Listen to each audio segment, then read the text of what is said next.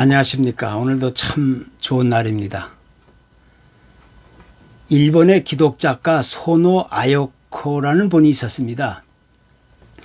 이분이 1931년에 당시 40세의 젊은 나이에 나는 이렇게 나이 들고 싶다라는 책을 쓰게 되었는데 일본에서 아주 큰 반응을 일으켰던 그런 책입니다. 그 책 중에 이런 내용이 있는데 인생의 노년기에 필요한 4가지가 있는데 그것을 4단어로 집약하면 허용, 납득, 단념, 회귀라는 이야기입니다. 다시 말해서 허용이라는 것은 세상에서 일어날 수 있는 모든 선과 악에는 어떤 의미가 있다고 보는 것입니다. 그리고 납득이라는 것은 자객이 일어난 여러 가지 상황에 대해서 의무를 부여하고 또 이것을 종교적으로 얘기하면 하나님의 뜻을 삶에 적용해 간다는 것입니다. 그리고 단념이라는 것은 이루지 못한 것에 대해서 너무 집착하거나 집념을 가지거나 또 거기에 매이지 않고 슬그머니 뒤로 물러나라는 것입니다. 그리고 회귀라는 것은 죽음 이후에 어디로 돌아갈 것인가를 한 번쯤 생각해 보라는 것입니다. 다시 말해서 사람이 노년기에 접어들게 되면 우리 신체와 그 두뇌의 기능을 유지하는 것만으로는 뭔가 부족하기 때문에 우리가 이제 정신적이고 영적인 요구에 응답하며 살아가야 된다는 겁니다. 만약에 그렇게 하지 못할 경우 그런 영혼은 쇠퇴하게 되고 어둡고 암울한 마지막을 보내게 된다는 것입니다. 참으로 다시 한번 좀 생각해 봐야 할 그런 문제인 것 같습니다. 우리가 한평생을 살아가다 보면 세상에 태어난 사람은 어느 누구의 예외도 없이 누구나 다 가난하든지 부자든지 혹은 지위가 높든지 낮든지 무엇을 이루었든지 이루지 못했든지 자연히 나이를 먹으면 노인이 된다는 사실을 부인할 수가 없습니다.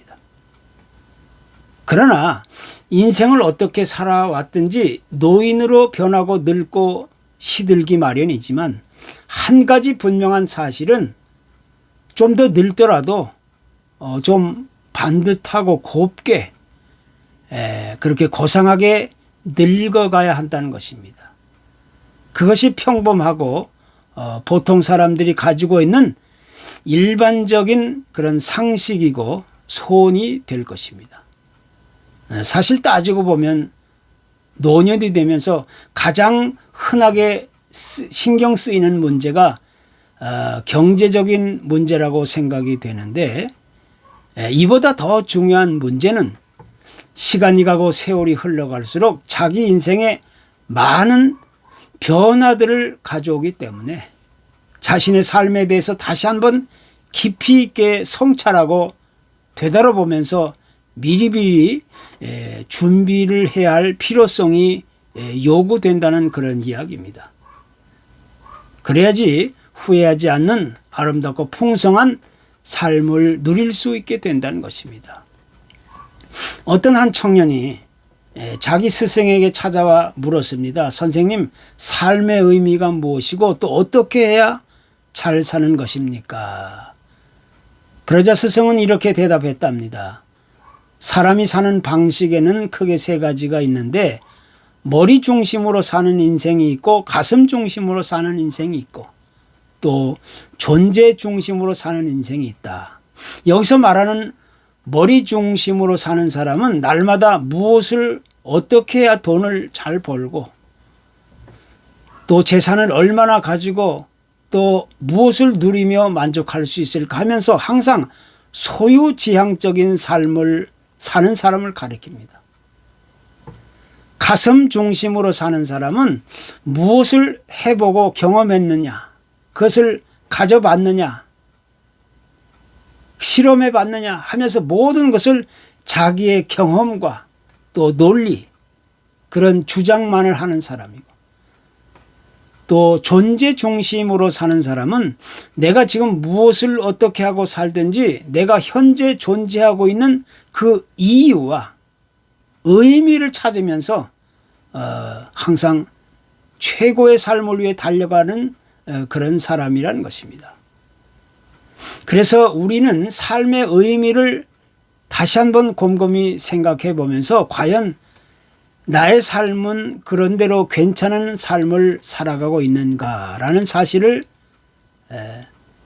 한 번쯤 다시 돌아볼 필요가 있는 것입니다. 성경은 이에 대해서 이렇게 말씀합니다. 예레미야 29장 11절에서 너희를 향한 나의 생각을 내가 아나니 평안이요 재앙이 아니니라. 너희에게 미래와 희망을 주는 것이니라. 이렇게 말씀합니다. 한마디로 말해서 하나님은 당신의 삶을 위해서 최고의 삶, 최상의 삶, 최선의 그런 삶의 계획을 가지고 계시다는 것입니다. 또 신약 성경에서도 말하기를 우리는 다 하나님께서 직접 자신이 만드신 작품이고 동시에 하나님께서 미리 준비해 놓으신 길을 따라 그 안에서 우리가 아름다운 삶을 살아가도록 그렇게 재창조된 존재라는 것입니다. 그렇기 때문에 우리는 이제 이 세상에서 한평생을 살아가는 동안 결코 무의미하게 살아갈 수 있는 존재가 될 수 없다는 것입니다. 하나님은 우리 각자에게 아름다운 삶의 계획과 섭리와 뜻을 가지시고 우리를 만드시고 또 그 길을 따라 살아가기를 그렇게 소원하고 기대하신다는 것입니다.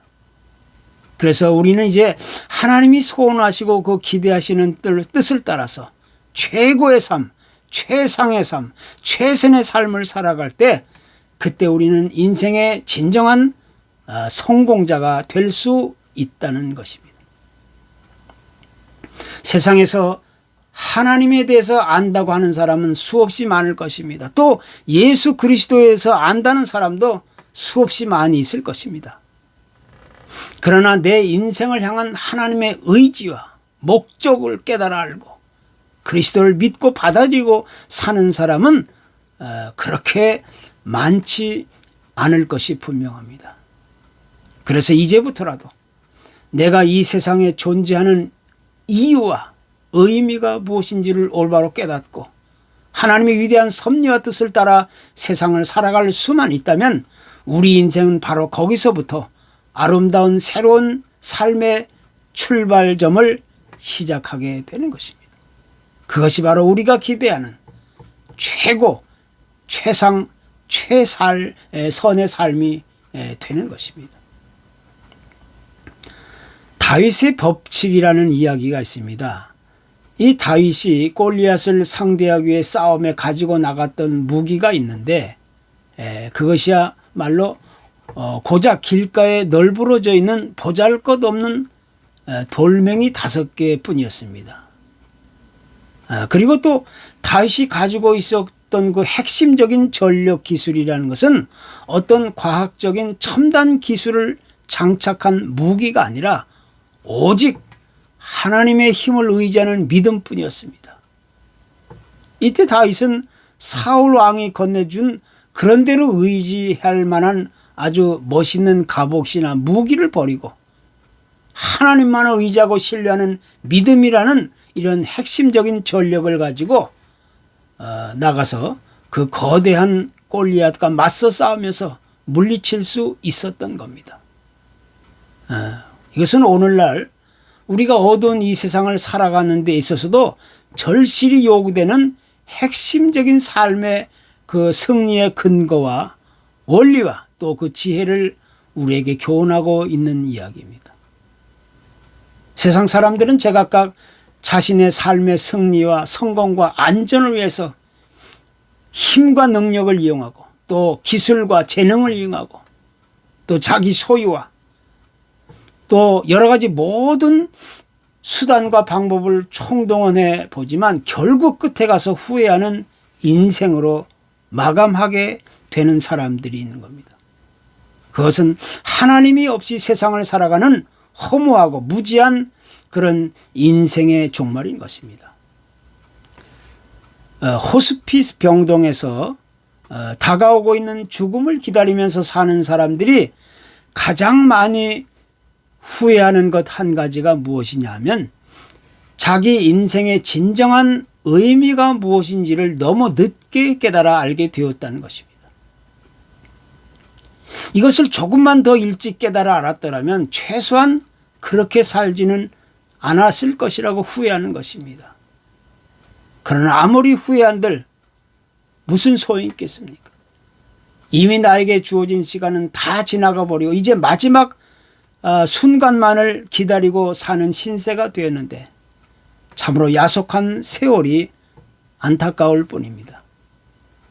그렇기 때문에 한 번뿐인 인생, 그림자와 같은 인생, 이 나그네와 같은 짧은 인생을 이 세상에 살아가는 동안 내 인생의 진정한 의미와 존재 가치를 깨달아 알고 또 나를 지으신 하나님의 목적과 뜻과 섭리를 따라서 살아갈 수만 있다면 우리는 거기서부터 참으로 아름다운 최고의 삶, 최상의 삶, 최선의 삶을 누릴 수 있게 되는 것입니다.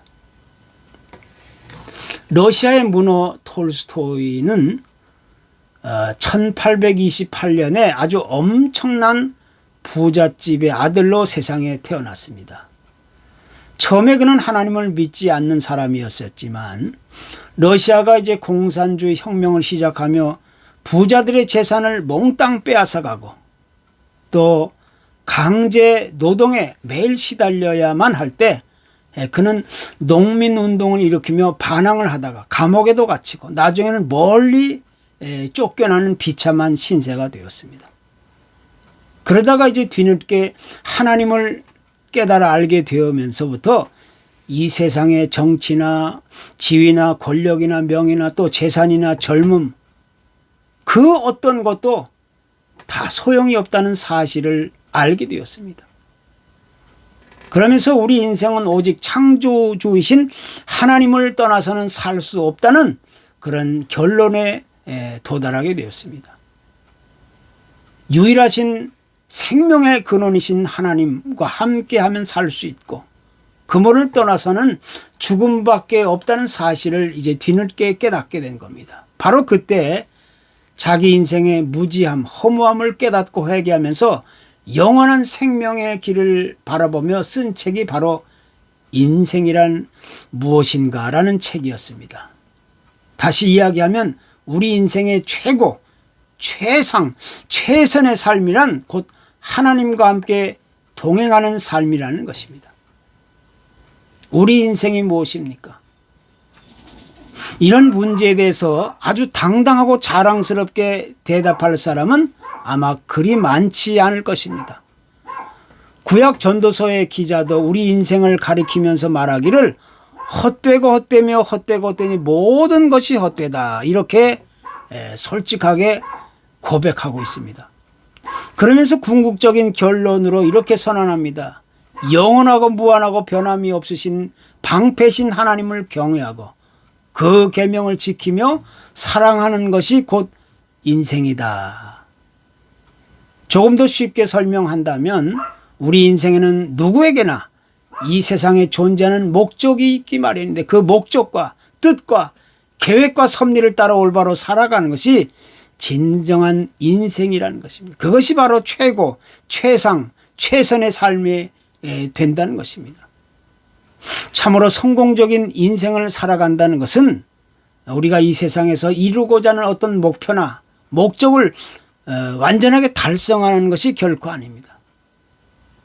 감히 남들이 이루어가지 못할 높은 지위나 명예나 권력을 얻고 엄청난 부를 누리며 사는 것이 인생의 전부가 아니라는 것입니다.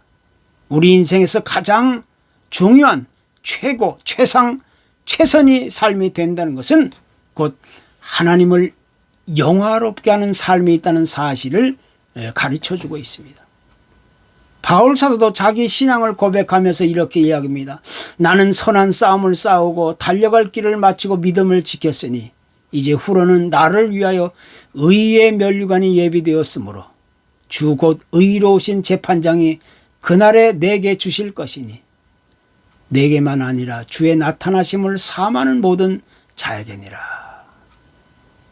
이런 위대한 신앙적인 고백이 우리에게도 전수되기를 소원합니다. 우리가 다 잘 아는 북한의 평양 한복판에 거대한 김일성 주체 사상탑이 세워져 있습니다.